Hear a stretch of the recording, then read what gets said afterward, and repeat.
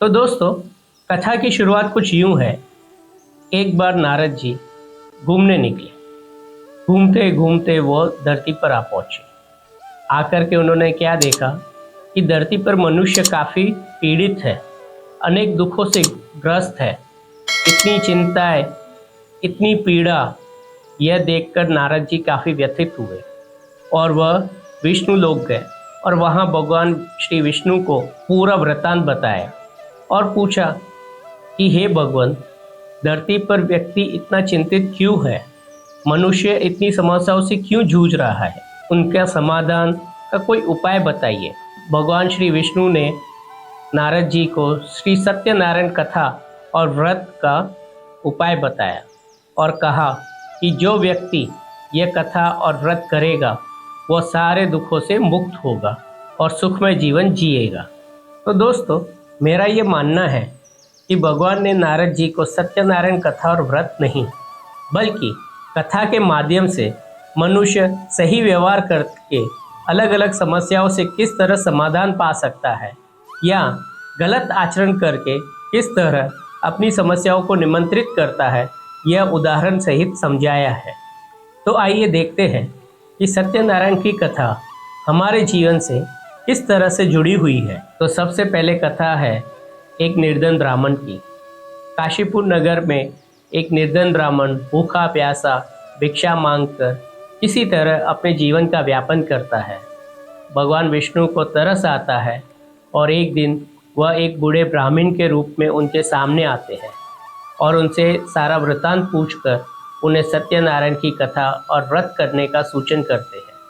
उनके सूचन पर अमल करते हुए वह निर्धन ब्राह्मण सत्यनारायण देव की कथा और व्रत करते हैं और धन वैभव को प्राप्त करते हैं। तो अब यह जानने की कोशिश करते हैं कि यह कथा हमारे जीवन के साथ किस तरह से जुड़ी हुई है।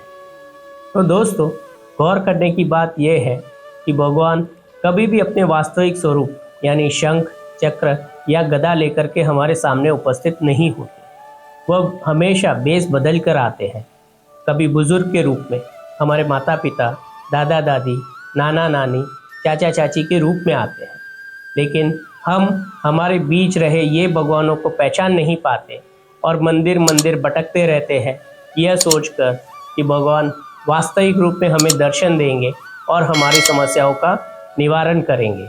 किंतु हमारे बीच रह रहे ये भगवान स्वरूप बुजुर्ग, हम उनकी अवहेलना करते। तो हमें ये चाहिए कि हम उनसे बात करें, उनके पास बैठे, तो कई समस्याओं का समाधान हमें मिल सकता है। दोस्तों, कई बार भगवान अनजान व्यक्ति के रूप में भी आते हैं। मुझे एक किस्सा याद आता है। नदी किनारे एक गांव में काफ़ी बारिश हुई।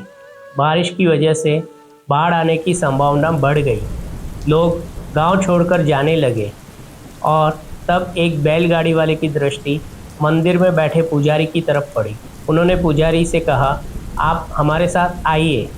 किंतु पुजारी ने मना करते हुए कहा, नहीं, मेरे भगवान मुझे बचाएंगे। और वह वहीं बैठे रहे। देखते ही देखते गांव में बाढ़ आ गई, नौकाएं चलने लगी। तभी एक नौका चालक की दृष्टि मंदिर में बैठे पुजारी की तरफ पड़ी और उन्होंने पुजारी से कहा, पुजारी जी, अब तो चलिए।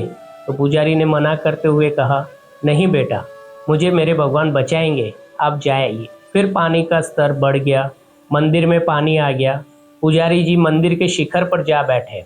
वहाँ पर एक हेलीकॉप्टर वाले की दृष्टि उन पर पड़ी और उन्होंने फिर पुजारी से कहा, पुजारी जी, आप हमारे साथ हेलीकॉप्टर में आइए। तब पुजारी ने फिर कहा, नहीं बेटा, मुझे मेरे भगवान बचाएंगे। और जल स्तर बढ़ गया, पुजारी जी डूब गए। वह ऊपर गए और सीधा भगवान से शिकायत करने लगे कि हे भगवान, मैंने तो आप पर विश्वास किया था, किंतु मैं तो मर गया। तब भगवान जी मुस्कुराते हुए उनसे बोले, अरे वत्स, मैं तो 3 बार आया तुम्हें बचाने। पहले बैलगाड़ी लेकर, फिर नौका लेकर, और अंत में तो मैं हेलीकॉप्टर लेकर भी आया, किंतु तुम टस से मस नहीं हुए। तो दोस्तों, समझना ये है कि भगवान हमेशा हमारे इर्द गिर्द आते ही रहते हैं। वह हमें हमारी समस्याओं का समाधान बताते ही रहते हैं, किंतु हम कई बार अनसुना कर देते हैं। हमारे आसपास रहे हमारे दोस्त यार हितैषी, हम उनकी बात नहीं सुनते। तो यह कहानी का तात्पर्य ये है कि हमारे आसपास हमारे घर में छुपे भगवानों को हमें पहचानना है और हर एक व्यक्ति को सही सम्मान देना है। तो दोस्तों, अब हम अगले एपिसोड में देखेंगे कि लक्कड़हारे की कहानी किस तरह से हमारे जीवन से जुड़ी हुई है।